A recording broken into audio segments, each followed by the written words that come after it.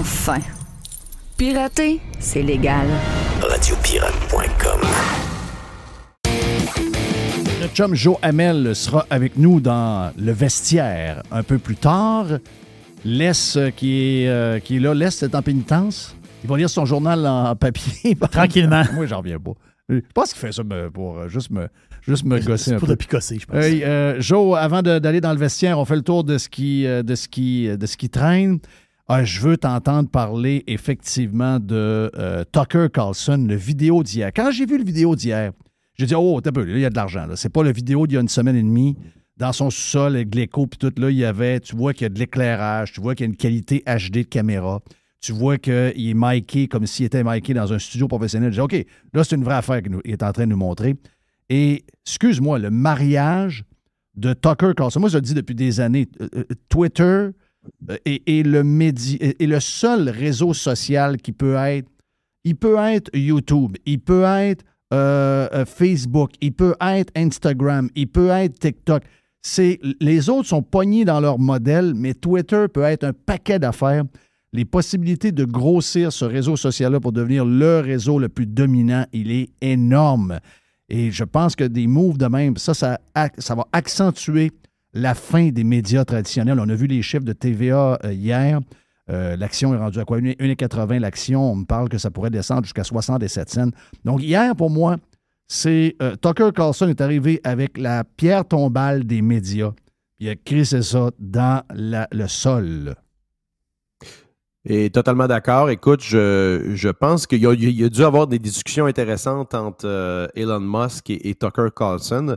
Elon Musk, rappelle-toi, a des plans assez larges pour Twitter. Veut en faire ce qu'on appelle une super app, là, donc avec différents volets, dont celui du vidéo et justement du vidéo et de l'entertainment qui pourrait prendre une plus grande place. Il a parlé de hier, Elon Musk a parlé de podcasting. Quelqu'un lui a dit tu as tout ce qu'il faut pour démolir toutes les plateformes de podcasting en dedans de 90 jours et il a répondu yep.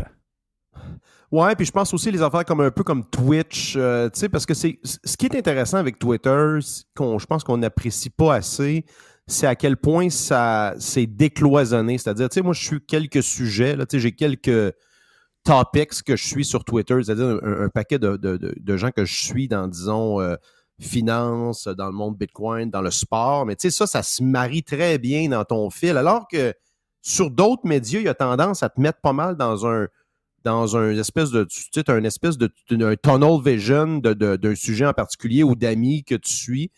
Twitter est bon pour te garrocher, si tu veux, tous ces sujets-là d'intérêt pour toi. Fait que d'ajouter le volet vidéo, je pense que c'est extrêmement intéressant. Je commence avec l'histoire. Je t'amène une dimension peut-être plus avec les médias locaux, comme tu parles des paires de TVA. D'ailleurs, je comprends pas pourquoi c'est listé à part de Québécois, là, TVA. Je pense que c'était probablement avant ou... je comprends pas pourquoi l'action est listée tout seul comme ça. Là. Ça fait alors qu'il n'y a aucun mouvement, là... Non, c'est ça. Je pense que sont comme propriétaires. C'est probablement Québécois qui est majoritairement propriétaire de ça. Donc, il n'y a pas de. Je ne sais pas pourquoi c'est listé tout seul. Ceci dit, je pensais à ça. Puis, t'arrives d'un matin, là, on t'engage comme pour sauver la patente. Là, c'est en faillite, en quasi-faillite. Puis, tu dois mettre de l'ordre dans la place. Sérieux, moi, je pense que ce qui doit être fait avec ces médias-là pour retrouver la profitabilité, là, je t'ai fait une prédiction. Je pense que ça va arriver. Les gros noms, vraiment entre guillemets, parce que c'est des gros noms bien du dôme, là, les Martineau, Mario Dumont et compagnie, là, moi je pense qu'ils sont sur leur dernier gros contrat. Et ça j'inclus là-dedans Guillaume Lepage, etc. Parce que je pense que Radio-Canada n'échappera pas à ça, même si c'est un média subventionné d'État. Je pense pas qu'ils ne sont plus capables de payer des salaires comme ça pour des headliners. Et à l'inverse, moi, je pense qu'ils seraient capables, et on le voit, là, il y a des jeunes, Jeff, qui ont des talk show podcasts de 150 000 followers sur TikTok, qui sont probablement aussi bons que des animateurs de TVA, que tu pourrais probablement engager à peu près pour rien. En fait, je pense que c'est ça que devraient faire les antennes, promettre un genre de salaire pratiquement de base minimal, marginal. Et ce que tu obtiens en contrepartie, c'est d'obtenir, regarde, on va bâtir ta marque, tout ça. Fait que c'est un gros avantage imposable que tu as. Mais les gros salaires de 3, 5, 4, 5, 600, 600 000, je pense plus qu'on va voir ça dans ces médias-là. Ils peuvent miser sur des jeunes émergents qui vont faire une coupe de patentes, qui vont être aussi en ligne, qui vont être sur une multitude de plateformes. C'est vraiment en train de mourir de sa belle mort. Puis honnêtement, je ne pensais pas que ça commence à s'accélérer, ce mouvement-là. Oh oui, ça s'accélère. Oh oui. Ça va très, très, très vite. Hier, c'est une fusée. Là. C'est une fusée de SpaceX qui vient de propulser la fin des médias, mais aussi, je dirais, l'explosion de Twitter, parce qu'eux autres, ils ont un potentiel énorme. Tu vas chercher quelques noms de même, comme Tucker, puis tu deviens exclusif. Je te dirais même que moi, je suis avec une certaine mesure, on est en contrat, nous autres, avec Spotify, Megaphone, puis cette branche-là, puis ils sont vraiment très bons. Mais hier, je pense que ces joueurs-là viennent de manger un coup dans le côté parce que j'imagine que même, mettons, Joe Rogan va dire « Ouais, je pense que Tucker va être sur une meilleure plateforme que moi. » Même si Spotify est extraordinaire, que j'adore, là, mais c'est juste que la possibilité de grossir la patente rapidement sur Twitter, elle est énorme. Ben, imagine, que tu pourrais... Je pense qu'il y a plus... Y a-tu plus d'utilisateurs Twitter que Spotify? Je sais Spotify, pas. J'imagine, parce qu'il y a beaucoup de monde qui sont sur Apple Music, Google, etc. Là, c'est quand même réparti en différentes plateformes. Vas-y donc, Jerry, tu avais les chiffres. Spotify, c'est utilisateurs, c'est 515 millions, payant 212. OK, ben, tout le monde peut utiliser. Okay. Tout le monde, quand c'est même. ça. Ouais. Donc, mais c'est ça, c'est que j'ai l'impression que Tucker... Moi, c'est drôle, hein, je l'avais prédit. J'avais dit, si Tucker Carlson est wise, il s'en ira pas avec un nouveau média, là. Il y en a 2-3 là, qui veulent aller chercher soit CNN...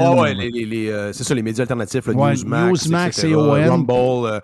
Moi, je pense pas que ça passe par ces médias-là. Là. C'est bien le fun d'avoir de la compétition un peu, mais je pense que ça va... Regarde l'histoire à Trump. Moi, j'ai jamais cru, là, l'histoire du Truth Social, ça va nulle part.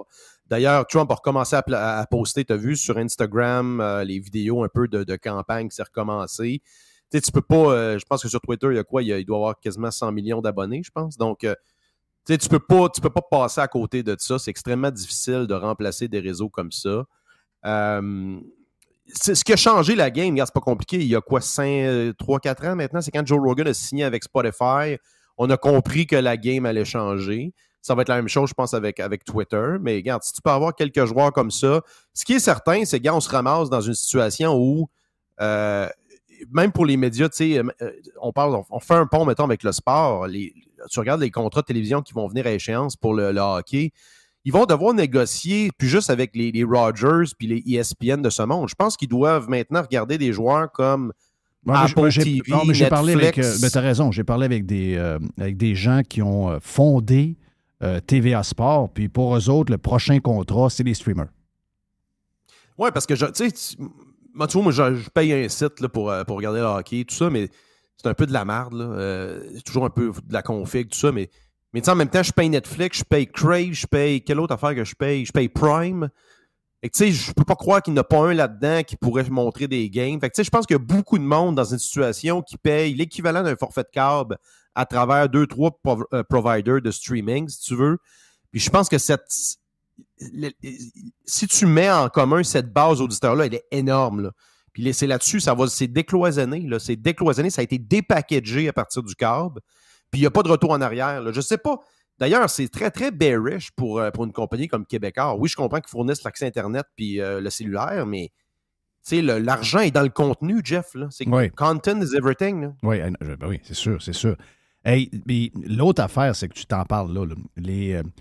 On le sait que les câblos-distributeurs sont complètement perdus, sont pognés avec le modèle. Les stations de télévision traditionnelles sont pognées avec les contrats avec les câblos-distributeurs qui, eux autres, sont dans la marde. Donc, toute cette gang-là est en train de s'entraîner tranquillement, pas vite, dans le trou. Puis pendant ce temps-là, ça laisse de l'espace à tous ceux qui veulent créer quelque chose de nouveau.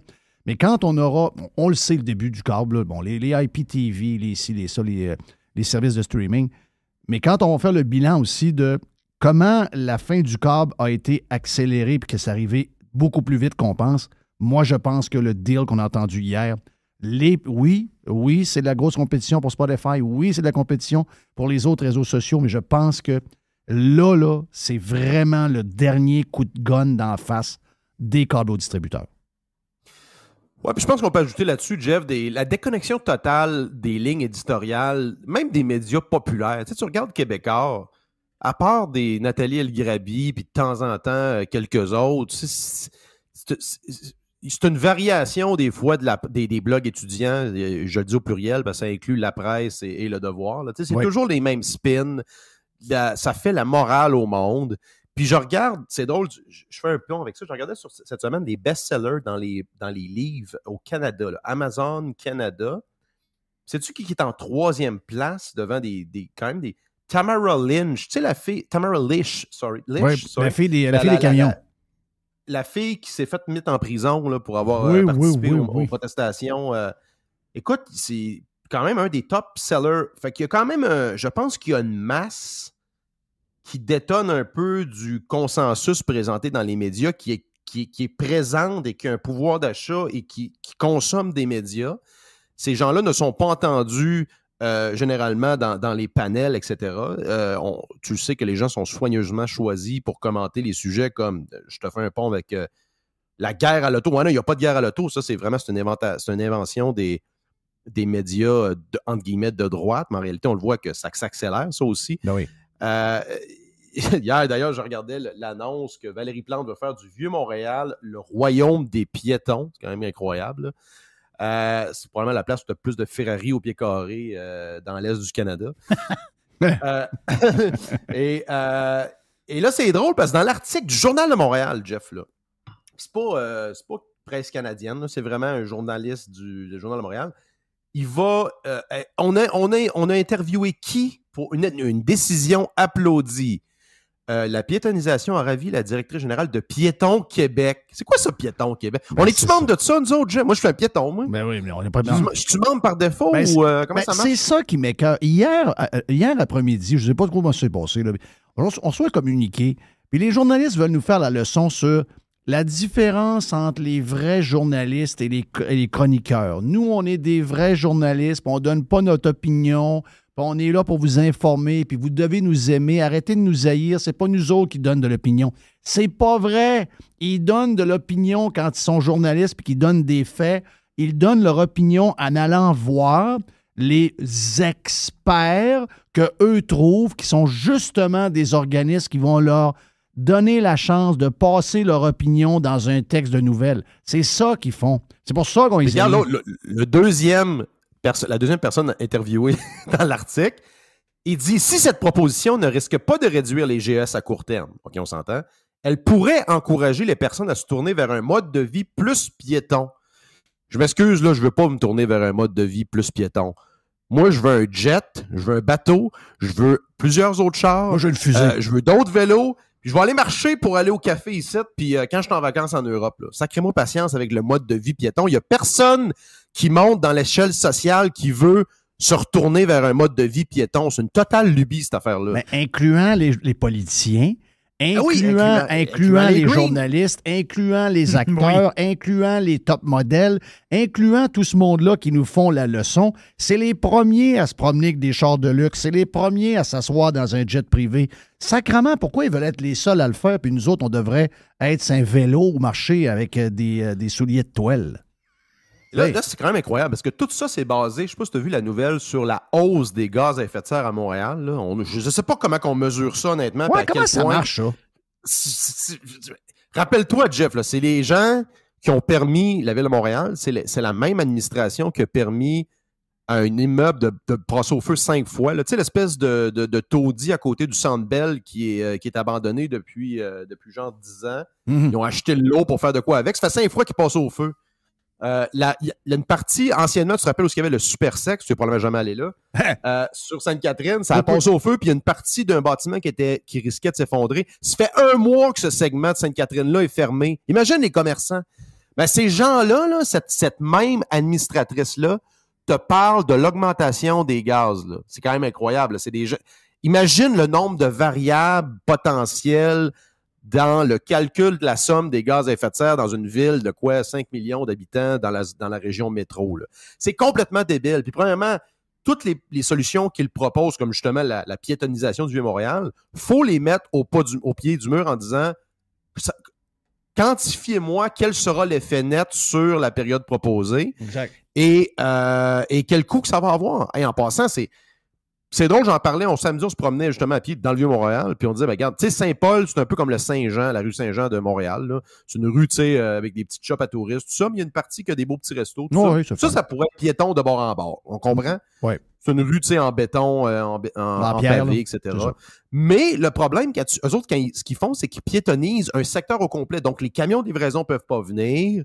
T'as un gros problème. T'as des commerces dans le Vieux-Montréal. C'est pas comme le Vieux-Québec. On a des vélos, là, des vélos cargo. Il y a des vélos cargo pour la livraison quand même. Oui, c'est ça. Non, je te rappelle, il y a mieux que ça. Je te rappelle que l'autre, Marie Plourde, là, sur le plateau, avait sorti...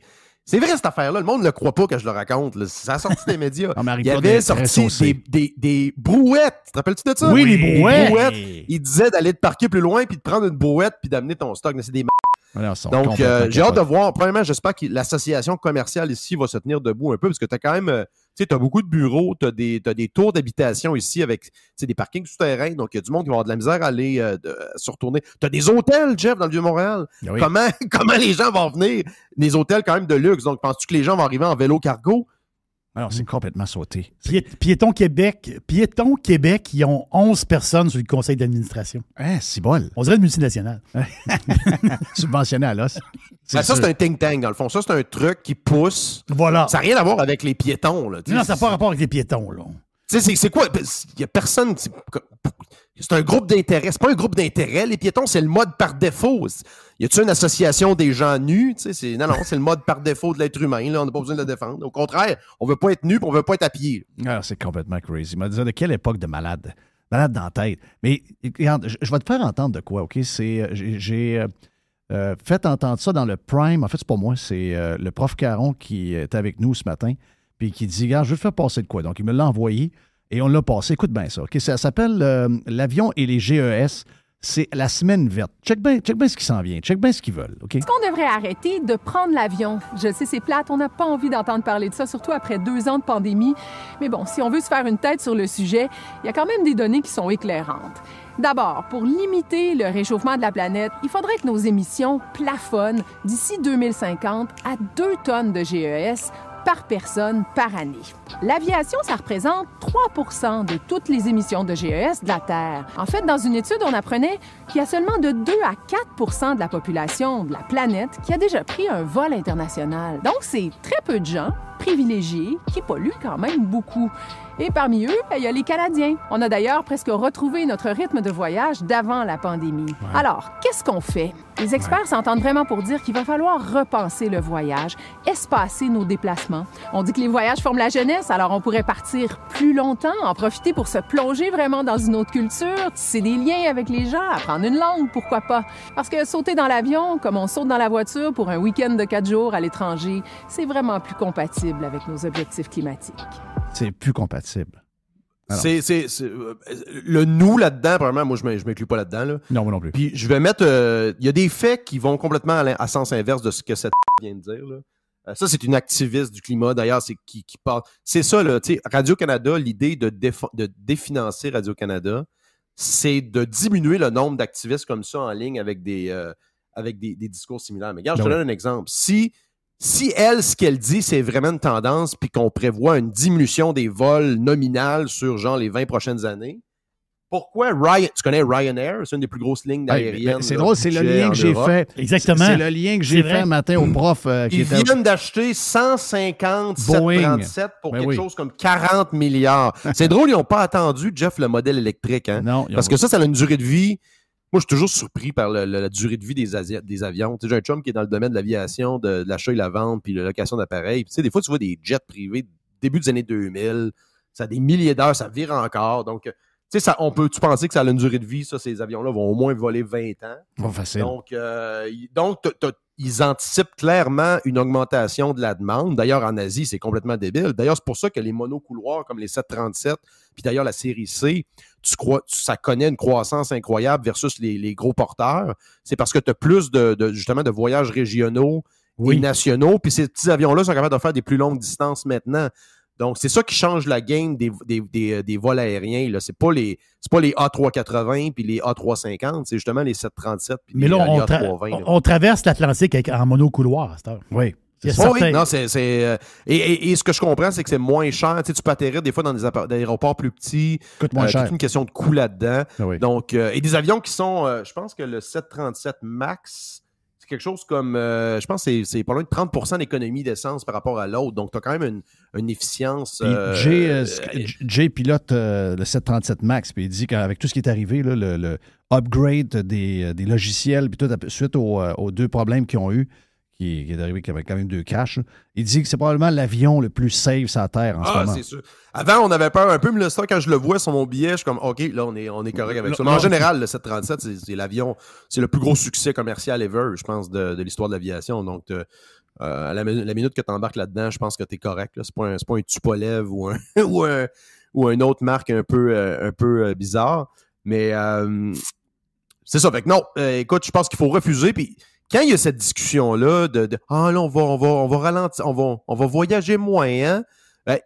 Il faut s'interposer et dire non, moi je vais pas voyager moins, je vais voyager plus. Oui, c'est ça. Je vais aller plus loin. Oui, je vais peut-être rester plus longtemps, mais je vais prendre plein de vols là-bas en passant. Ça, je vais faire. Quand je vais en Europe, je vais retraverser, puis je vais faire plein d'autres voyages en Europe. On va prendre plus de vols, puis ça va pas changer. C'est ça qui va arriver. Thank you, Joe. Ben, le fun d'avoir jasé. Anyway, tu restes avec nous autres. On va être pas mal dans le vestiaire dans les prochaines minutes avec notre chum Les qui est dans le coin là-bas avec son journal. Son journal en papier. Joe Hamel est avec nous sur Radio Pirate Live. Il reste avec nous autres après. On vient, OK?